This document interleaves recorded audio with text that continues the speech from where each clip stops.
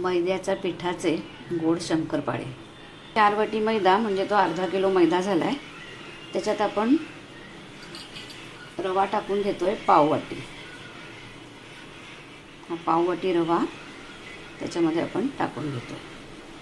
ह्याच्यामुळे काय होतं, शंकरपाळे हे अगदी खुसखुशीत होतात। भरपूर लेयर्स असलेली, तोंडात टाकताच विरघळणारी अशा शंकरपाळ्या आपण करणार आहे। आता ह्याच वाटीने मोजून मी पाऊण वाटी दूध घेतलं आहे। या दुधामध्ये आपण ह्याच वाटीने मोजून पाऊण वाटी साखर या दुधामध्ये आपण विरघळून घेणार आहे। या वाटीने पाऊण वाटी मी दूध घेतलं आहे आणि त्याच्यामध्ये ही पाऊण वाटी साखर मी आता मिक्स करून घेते। दूध कोमटच करायचं आणि त्याच्यात ती साखर मिक्स करून घ्यायची। साखरेचं प्रमाण 4 वाटीला 1 वाटी या प्रमाणात घ्यायचं। हे शंकरपाळे जर जास्त गोड केले किंवा तुम्ही साखर त्याच्यापेक्षा जर जास्त टाकली तर हे शंकरपाळे तेलात किंवा तुपात तुम्ही ज्याच्यात तळाल त्याच्यात विरघळण्याची शक्यता असते। तेव्हा हे शंकरपाळे अति गोड करून अजिबात चालत नाही। ह्याच पद्धतीने याच प्रकारे प्रमाणामध्ये तुम्ही हे शंकरपाळे तयार करायचे आहेत। तेव्हा मी 4 वाटीला पाऊण वाटी, पाऊण ते 1 वाटी तुम्ही घेऊ शकता, तेवढ्याच प्रमाणामध्ये साखर दूध घ्यायची। पीठ भिजवताना दूध हे गरम नको, दूध हे कोमट असलं पाहिजे। आता गोडाचा पदार्थ म्हटलं तर त्यात थोड्या प्रमाणामध्ये मीठ टाकून घ्यायचं। एवढं मीठ आता मी त्या पिठामध्ये मिक्स करून घेते। काय होतं, गोडाच्या पदार्थात जर मीठ टाकलं तर पदार्थ रुचकर बनतो। आता मी म्हटल्याप्रमाणे गाईचं हे तूप आहे, हे पाऊण वाटी तूप मी अगदी कडक गरम करून घेतलं आहे।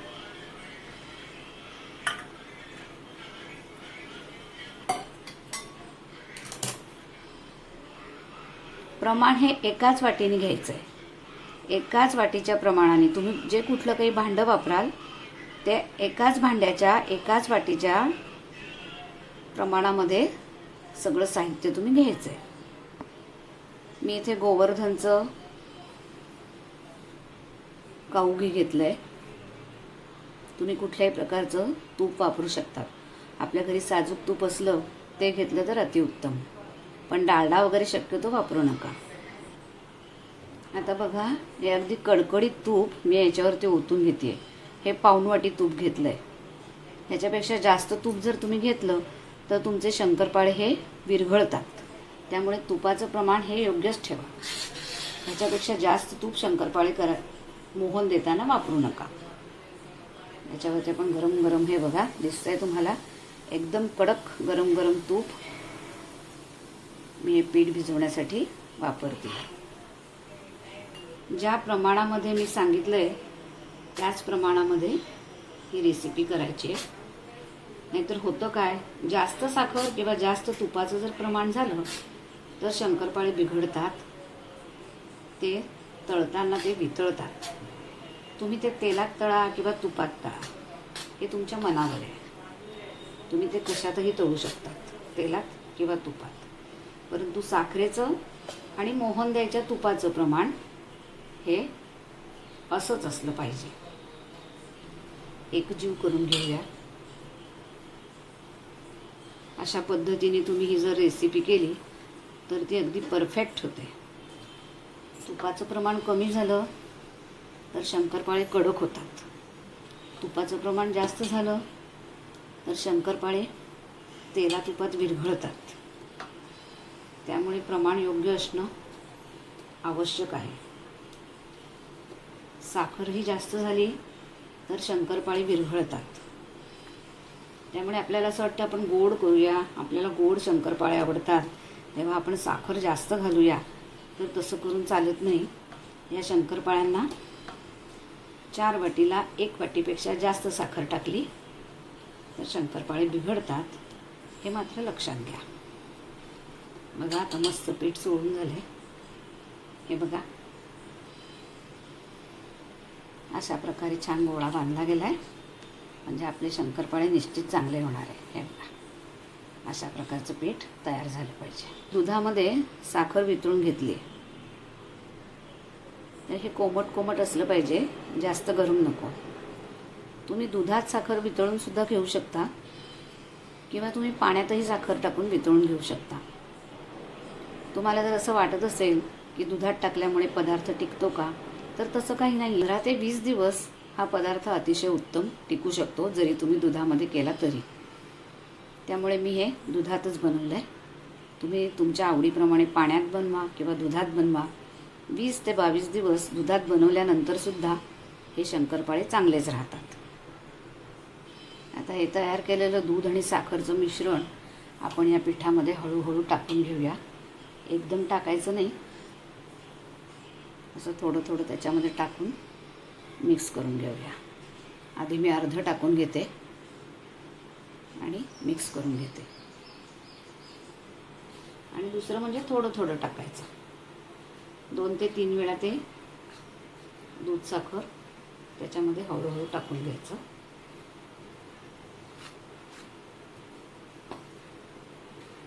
शंकरपाळे करताना तुम्ही थोडे थोडेच करून बघा, एकदम करू नका.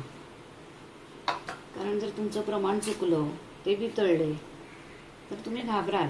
त्यामुळे ते थोड्या थोड्या प्रमाणात करा. आणि समजा जर वितळले तर घाबरण्याचं काही कारण नाही आहे. त्याच्यामध्ये फक्त मैदा टाकून, थोडा मैदा टाकायचा त्याच्यामध्ये. 1 वाटी मैदा, अर्धा ते 1 वाटी टाकून ते पुन्हा मिक्स करून घ्यायचं, म्हणजे मग ते वितळणार नाही.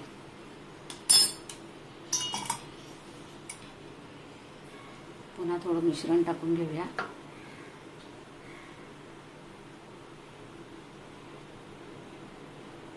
बघा, जेवढं मी दूध आणि साखर घेतली होती तेवढी मी सगळी वापरली आहे.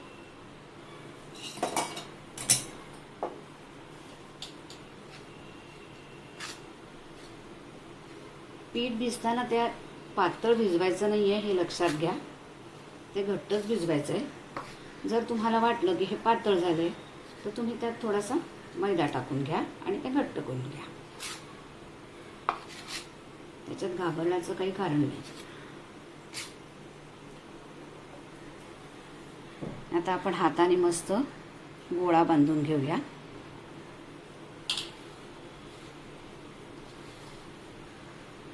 छान सगळं पीठ एकत्र करून घ्यायचं.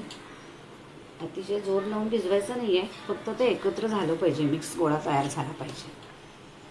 अगदी कणिक मळताना आपण जसं जोरात जोर लावून ती भिजवतो घट्ट, तसं नाही भिजवायचं. गोळा असा छान एकत्र झाला पाहिजे, बांधला गेला पाहिजे, एवढीच काळजी घ्यायची.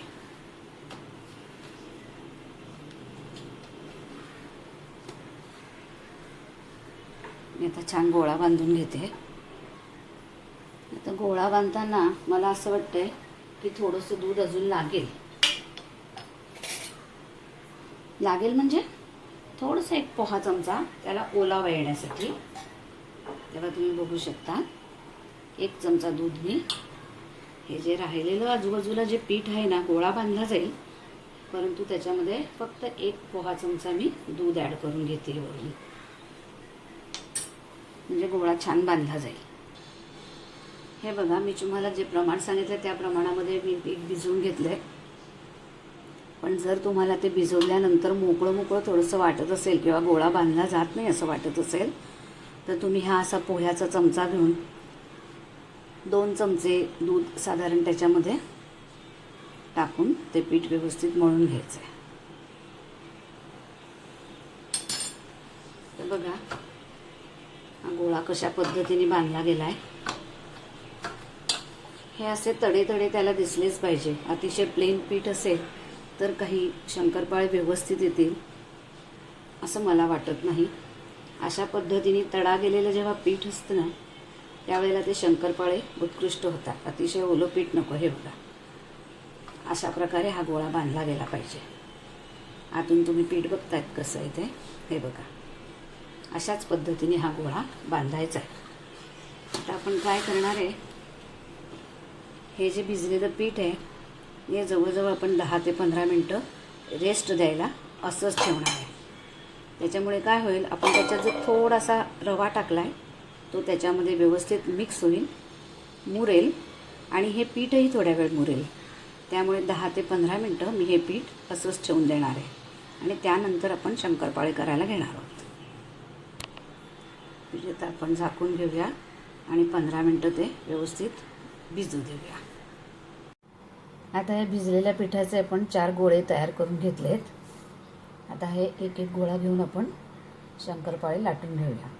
शंकरपाळे थोडेसे जाडच लाटले गेले पाहिजे, तरच ते बिस्किटासारखे खुसखुशीत होतात. तोंडात टाकताच विरघळतात. तेव्हा शंकरपाळे करताना हे थोडे जाडच लाटायचे. आता ही आपण या पिठाची पोळी लाटून घेतली. जशी आपण पोळी लाटतो तसे पहिले 4 पूड करून घेतले आणि मग ही पोळी लाटून घेतली शंकरपाळीची. आजूबाजूला ह्या अशा तडा खाचा गेल्या तर ओळखायचं की आपल्या शंकरपाळ्या एकदम छान बिस्किटासारखे खुसखुशीत येणार आहे. त्याची जाडी केवढी ठेवायची ते मी तुम्हाला दाखवते. हे पहा, मोठेही कापलेले नाही, अजिबात हे शंकरपाळे चिकटत नाही. आपण नुसता असा चमचा जरी केला, हे बघा, तर ते सुटतात. हे बघा, अजिबात चिकटत नाही. तेव्हा आता आपण ते काढून घेऊया. किती प्रमाणात जाड हवे त्याची जाडी तुम्ही बघू शकताय. आत्ताच तुम्हाला इथे लेयर्स आल्यासारखे दिसतील. हे बघा, अशा एवढ्या प्रमाणात ते जाड ठेवायचे. याच्यापेक्षाही जाड करायची नाही आणि बारीकही करायची नाही. अशा प्रकारे मी हे लाटून घेतलेत.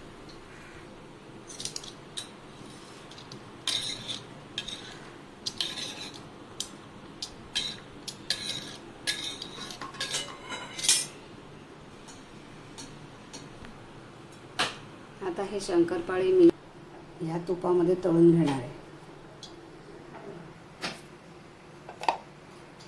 बघू शकता, हे तूप मी तळायला घेते.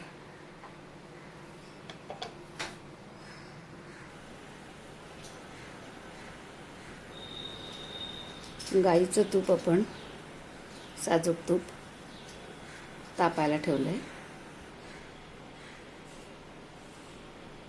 हे बघा, टाकून बघते मी. बारीक बुडबुडे यायला सुरुवात झाली आहे. गॅस मीडियम ठेवला आहे.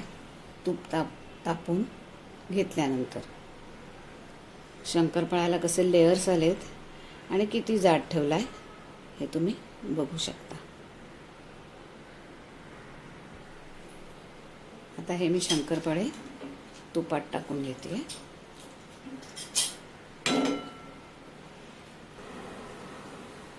शंकरपाळे तळताना घाई अजिबात करायची नाही, कारण जर आपण गॅस मोठा ठेवला किंवा घाईघाईत तळले तर ते आतून व्यवस्थित तळले जात नाही, वरच्यावरच तळले जातात.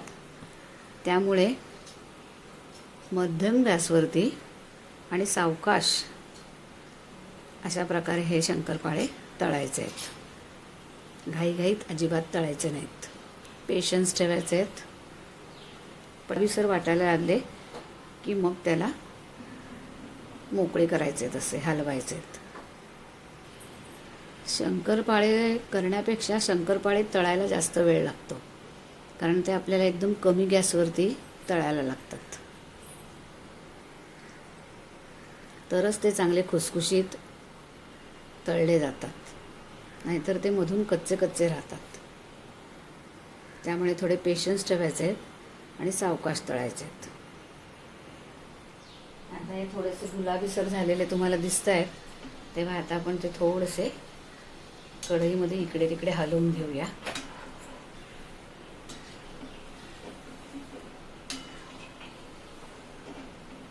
तर परत आपण दुसरे टाकून घेतलेत.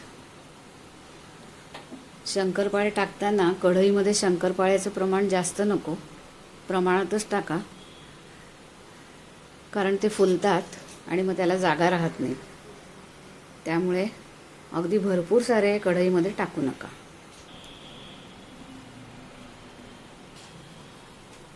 गॅस एकदम मोठा पण ठेवायचा नाही आणि एकदम लहान पण ठेवायचा नाही. हे बघा, अशा प्रकारे शंकरपाळे फुलतात. किती लेयर्स आलेत तुम्हाला दिसत आहेत, बघू शकता. हलवून घेऊया, थोडंसं इकडे तिकडे स्प्रेड करून घेऊया.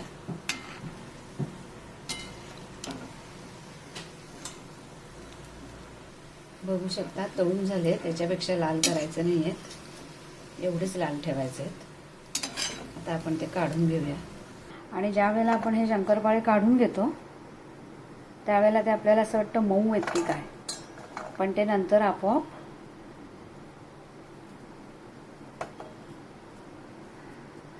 कडक होऊन बिस्किटासारखे खुसखुशीत लागतात. बघू शकता तुपात टाकल्यानंतर हे शंकरपाळे दुपटीने फुलतात. बघू शकता शंकरपाळ्यांना किती लेयर्स आलेत. तळताना मी तुम्हाला शंकरपाळे दाखवते. बघा किती लेयर्स आलेत बिस्किटासारखे, खारीसारखे कुरकुरीत.